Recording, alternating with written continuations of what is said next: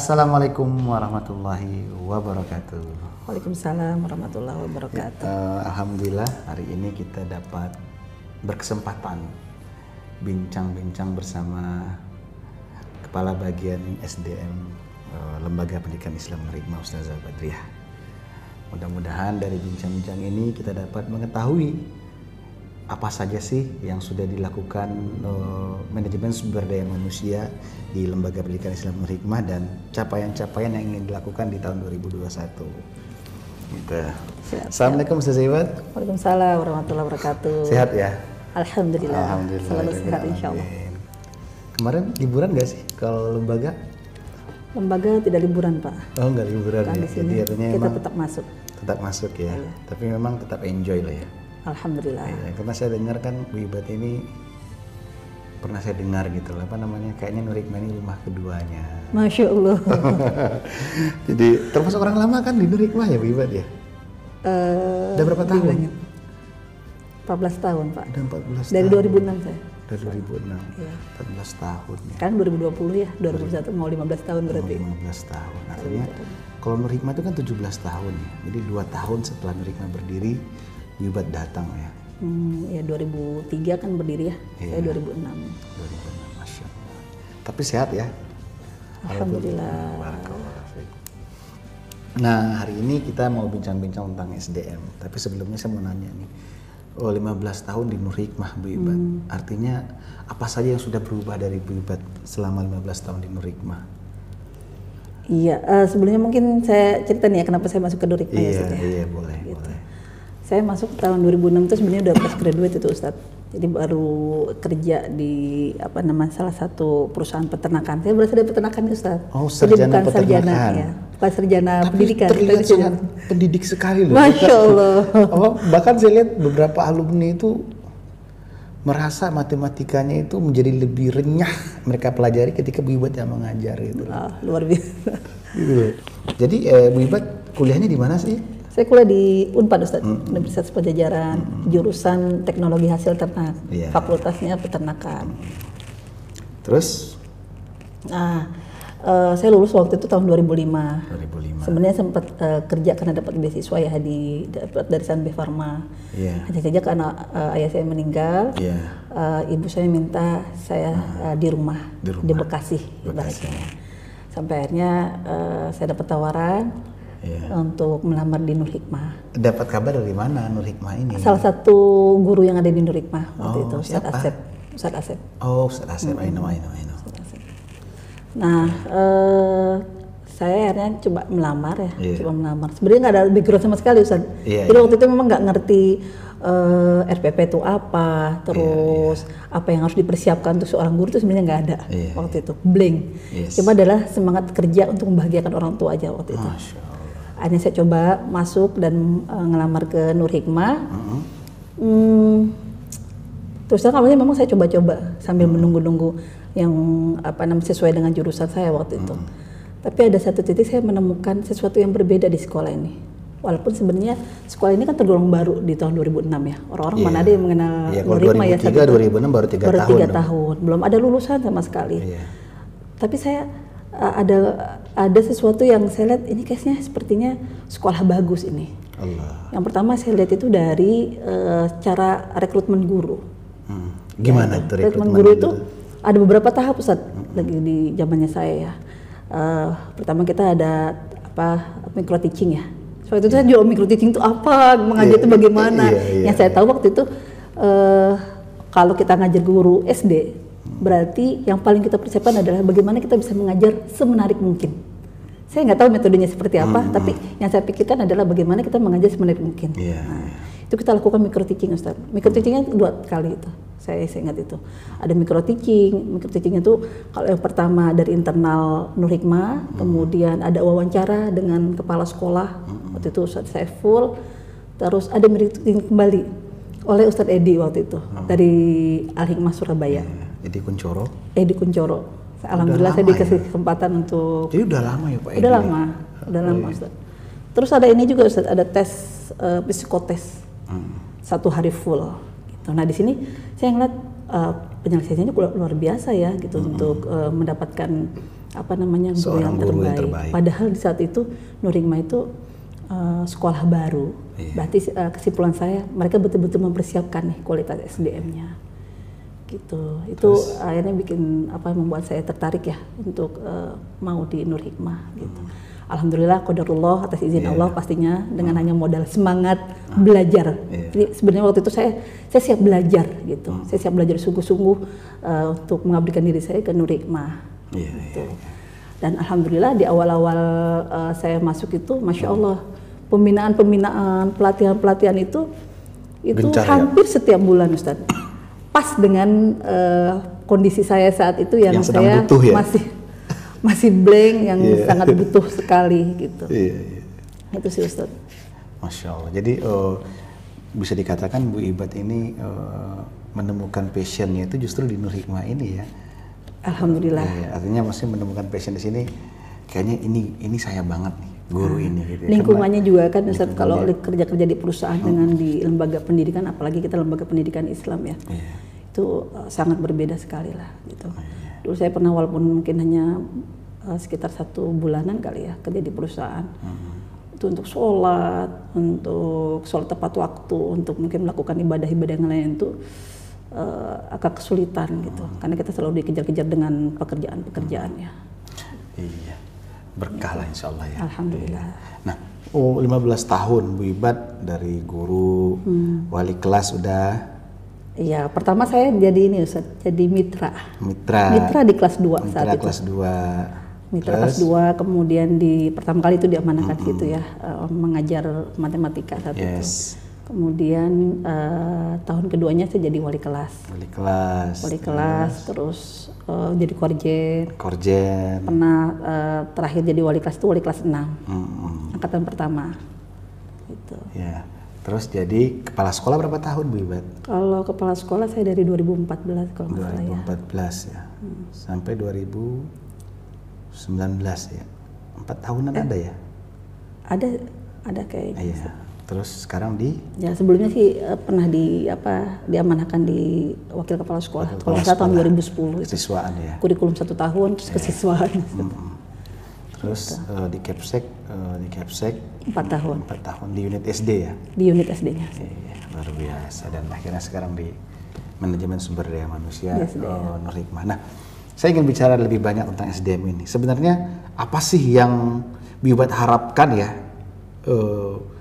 Dari SDM Nur Hikmah hari ini tuh apa? Iya, pengennya tuh kayak gimana setelah diskusi dengan orang-orang yang berada di sekitar Bu Ibat? Goalnya itu apa dengan SDM Nur Hikmah ini? Karena SDM Nur Hikmah ini bukan lagi 1 atau 10-20 orang. Kita ini udah hampir 150 orang lebih gitu loh. Jadi harus ada punya rencana dong gitu kan. Nah apa tuh coba? Apa yang diinginkan oleh Bu Ibat? Pertama mungkin kita mengawalnya ini Ustadz, di lembaga pendidikan ya, kualitas siswa bagus itu tergantung bagaimana kualitas gurunya. Gitu ya Ustadz. Berarti kan poinnya itu. Sekolah itu paling utama itu adalah guru. Walaupun mungkin ada bagian-bagian yang terpenting lainnya. Tapi kualitas sekolah itu ditentukan oleh seorang guru. Kalau guru itu baik, insya Allah anak-anaknya juga baik. Gitu ya Ustadz. Sehingga karena guru ini adalah modal utama di dalam sebuah pendidikan lembaga Islam ya, maka kita ada arahnya adalah ke sana. Bagaimana seorang guru ini kita sesuaikan dengan visi misinya Nur Hikmah Ustaz. Gitu. Jadi Bu Ibat artinya selembaga ini menginginkan agar guru-gurunya itu mandiri, berprestasi. Iya, gitu kalau visinya kan kita berakhlak ya, kemudian mandiri, berprestasi. Nah, anak-anak kita juga kan outputnya kan mereka harus punya ini ya, mereka mempunyai akhlak yang baik, punya mandiri yang baik, terus ada prestasi.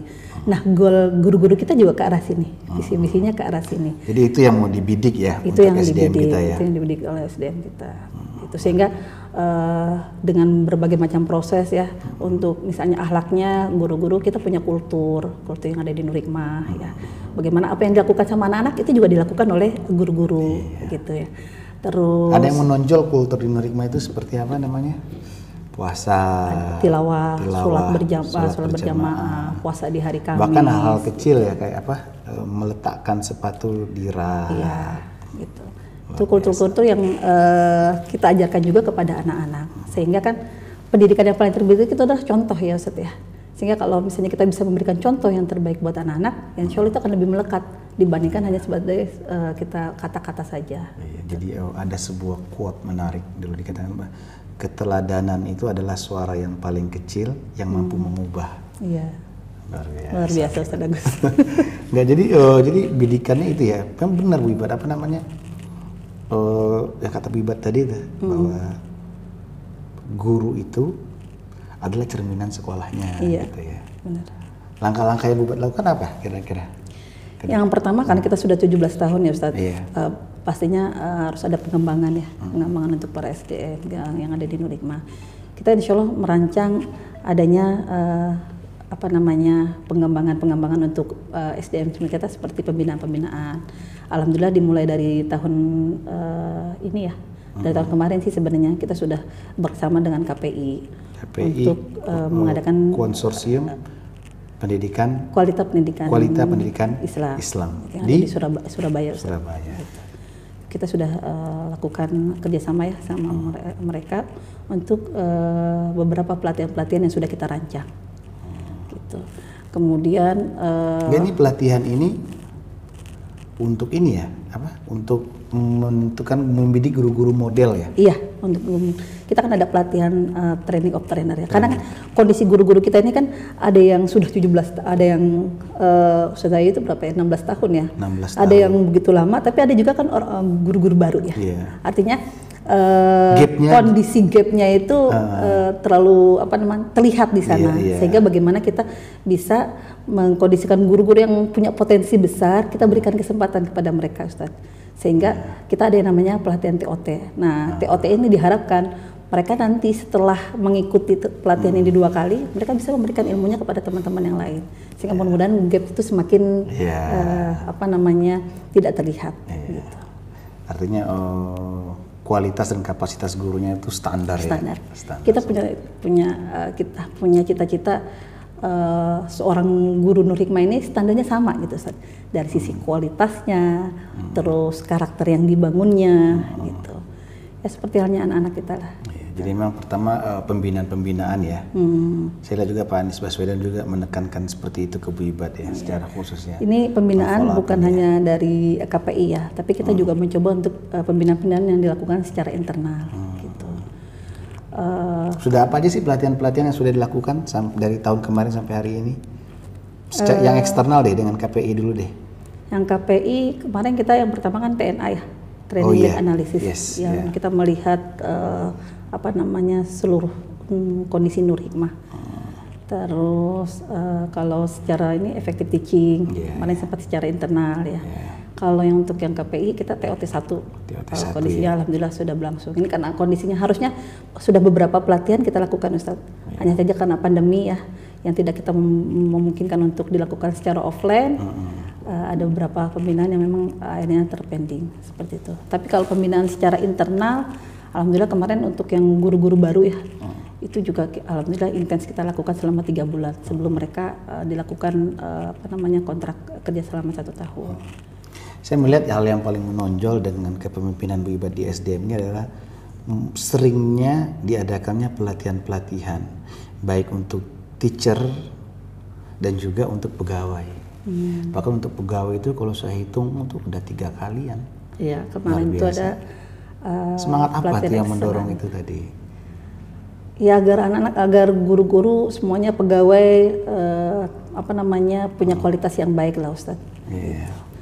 Kan kalau kita berharap guru-guru ataupun pegawai memiliki kualitas yang baik, harus ada dari kitanya ya Ustaz ya, dari sekolahnya apa yang harus kita berikan kepada guru-guru. Maka itulah yang bisa kita berikan. Gitu. Ya rencananya ke depan kita bakal dihujani dengan pengetahuan lagi oleh KPI ini. Insya Allah. Ya. Nanti secara internal juga Ustaz Agus kan Insya Allah siap untuk membimbing kita ya.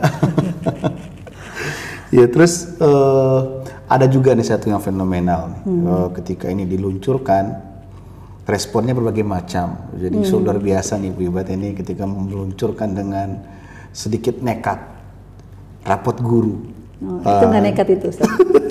Terukur ya, terukur. Itu terukur. Itu berdasarkan arahan dari yayasan.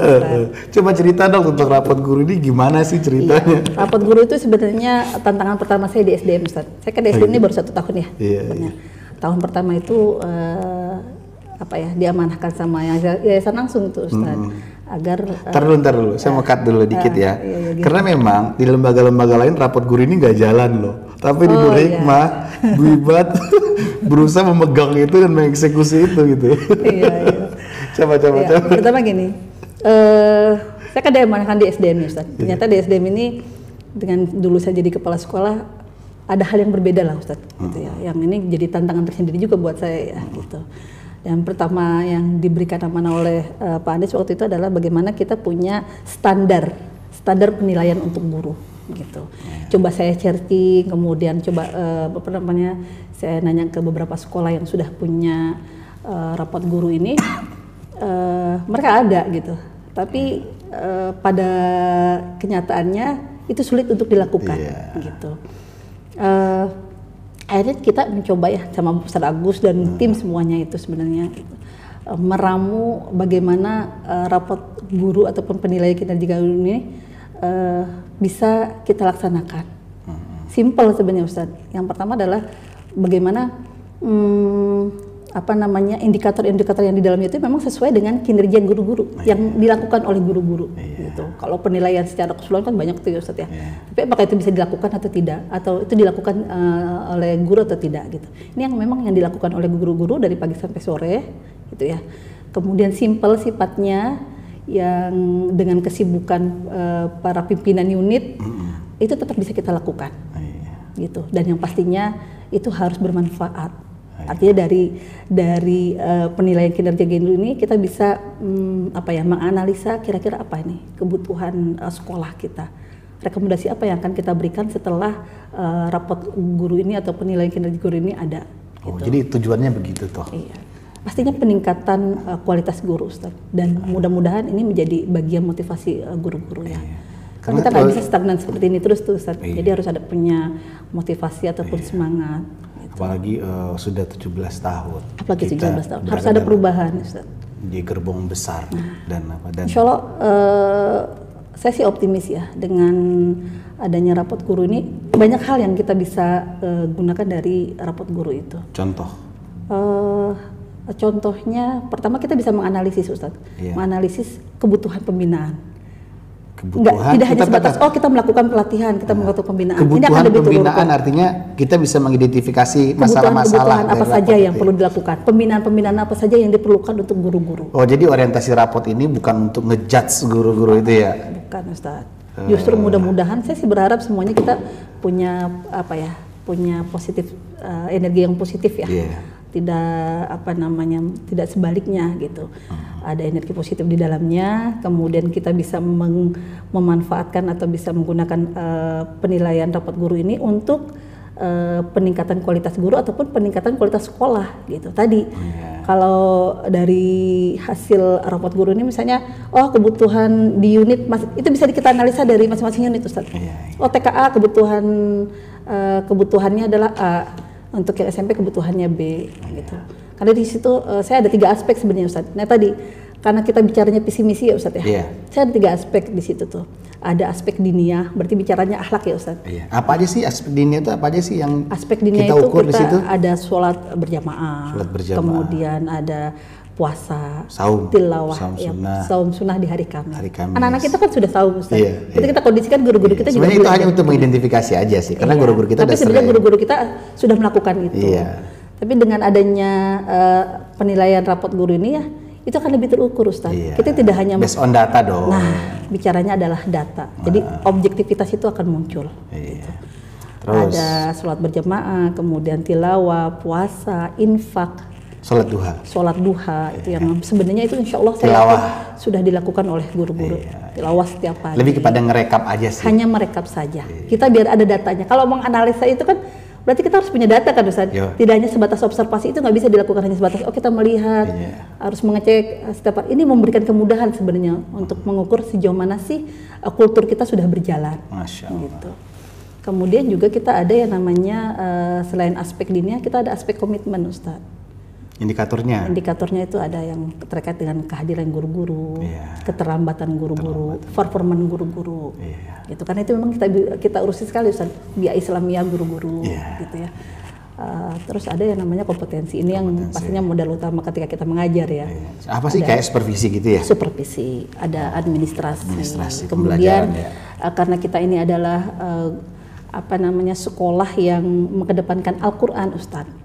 Jadi cita-cita kita semua ya, standar guru-guru Nur Hikmah itu ya Al-Qur'annya bukan hanya baik di guru-guru Al-Qur'an saja Ustaz, tapi seluruh guru dan pegawai ke depannya mereka semuanya bisa baca Al-Quran dengan baik dan benar. Hafal juz 30. Maksudnya gini ya, artinya kalau seandainya kayak gitu, artinya bisa dong kalau guru Qurannya sakit atau berhalangan, semua guru bisa ngajarin Quran dong. Sangat memungkinkan Ustaz. Gitu kan? Jika nanti kondisinya semua guru-guru bisa kita lakukan seperti itu. Iya, Masya Allah. Ya, insya Allah sih Alhamdulillah itu semuanya sudah berjalan ya Ustaz. Ya sebenarnya tinggal hanya kita membuat sistemnya aja sebenarnya Ustaz. Gitu. Gitu sih Ustaz. Iya. Luar biasa nih rapot guru ya. Nah, ke depan apa lagi nih rencana Wibat nih di SDM nih?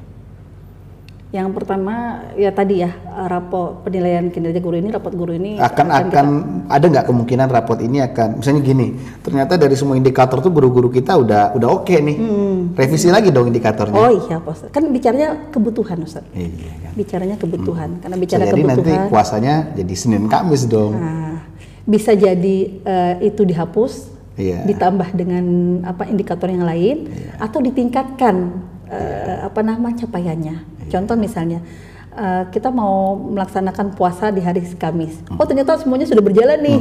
Hari Kamis semuanya sudah bisa melakukan. Oh berarti butuh bisa nih kita kondisikan di level hari Senin dan Kamis gitu. Atau ada kebutuhan-kebutuhan yang lain yang itu belum terakomodir, tapi itu menjadi permasalahan Nur Hikmah saat itu. Itu kita bisa lebih fleksibel sih Ustadz. Gitu. Memang bicaranya kan agar ini bermanfaat ya sesuai dengan kebutuhan. Yang saya suka dari Wibat tadi itu jadikan ini sebagai energi positif ya, semangat perubahan ya. Ya segala sesuatu memang yang pertama kita harus berlapang dada dengan apapun kebijakan yang diberikan oleh yayasan ya Ustadz ya. Kalau sudah seperti itu energi positifnya akan keluar. Jadi berhusnuzon. Kalau dengan berhusnuzon mudah-mudahan langkah-langkah kita insya Allah jalannya akan lebih mudah. Dan saya percaya sama teman-teman semua. Luar biasa. Karena rapat guru ini tidak akan bisa berhasil Ustadz tanpa kerjasama semua elemen ya, baik pimpinan, kemudian guru-guru di masing unit, pegawai juga gitu. Butuh tim yang kuat, butuh kerjasama yang baik, butuh dukungan. Gitu. Nggak bisa saya jalan sendiri, walaupun itu mungkin bidang amanah yang diberikannya ke saya. Tapi pada dasarnya itu sebenarnya program kita bersama. Setuju. Luar biasa perbincangan dengan Wibat ini. Kira-kira ada yang mau disampaikan nggak ke teman-teman nih di masa ini? Ini nggak sih? Pandemi, Wibat masih ngajar nggak sih sebenarnya? Ngajar apa sih? Kelas 6 bidang studi? Matematika. Masih ngajar ya? Berapa jam? 4 jam. 4 jam. Karena satu memang kelas banyak kita. fokus ini ya. Tapi saya melihat hari ini proses pelamar di Nur Hikmah juga udah cukup banyak ya. Wibat juga membuat mekanisme jejaring guru baru ya. Artinya kalau guru baru itu masuknya seperti ini, tahapan-tahapan. Coba dijelasin dong. Sebenarnya tahapan untuk rekrutmen guru itu sudah rapi sih Ustaz. Saya hanya tinggal menyempurnakannya saja dan lebih betul-betul yang kita dibakukan jadi ada standar yang jelas, kemudian ada penambahan-penambahan yang itu lebih kepada bagaimana kita bisa menjaring lebih baik lagi. Contoh misalnya di sekarang itu kita ada tes potensi akademik. Kalau sebelumnya kan kita micro teaching ya. Maksudnya tes potensi akademik misalnya buat gini. Guru-guru baru. Guru IPA dia akan dikasih soal IPA gitu ya. Iya, menyesuaikan Ustaz. Sesuai dengan amarnya. Kalau guru SD berarti dia harus tiga mata pelajaran Ustaz, karena bicaranya pakai SD. Kalau sekarang tuh masih matematika, bahasa Indonesia, IPA. Tapi kalau SMP sudah linear. Kemarin tuh kan pelamar tuh sampai menembus 60 pelamar dan kita hanya bisa menerima itu nggak sebanyak itu kan? Iya. Luar biasa. Alhamdulillah sih itu berkat Mas juga, Masya Allah. Jadi kita ada seleksi administrasi, kemudian tes seleksi ya, micro teaching sama tes potensi akademik. Nah, insya Allah yang sedang kita rancang juga sekarang ada tes psikolog, Ustaz. Alhamdulillah kan tahun ini kita sudah ada tim psikolog ya, yang bisa membantu Tes saya. psikolog maksudnya tes psikolog untuk guru baru nantinya. Guru baru, rekrutmen. Jadi itu menambah kembali ya, apa namanya, informasi kita terhadap calon atau si pelamar tersebut gitu. Bisa jadi kan dari sisi kepribadiannya, terus penyesuaian penempatan dan sebagainya. Gitu. Sip. Oke lah. Luar biasa sekali ini kalau bicara SDM ini sebenarnya adalah hal yang sangat fundamental ya. Panjang nih tema-tema SDM ini panjang nih. Konon kata Bu Ibat, aku udah mulai stres nih Ustaz. Tapi di situ lah ya. Tetap semangat kita ya. Apa yang bisa kita lakukan maka kita lakukan. Luar biasa sekali. Ya mudah-mudahan apa yang sedang diikhtiarkan bisa dimudahkan oleh Allah Subhanahu wa taala. Dan Bu Ibat terus mengepakkan ya energi positifnya hingga memberikan energi positif bagi kita semua yang ada di sini. Ya Allah, amin. Amin. Oke, saya pikir cukup Bu Ibat, luar biasa sharing-sharingnya. Demikianlah. Mohon maaf ya kalau ada kata-kata yang salah dari saya. Sama-sama Ustaz. Mohon maaf lahir batin. Billahi taufiq wal hidayah. Assalamualaikum warahmatullahi wabarakatuh. Waalaikumsalam.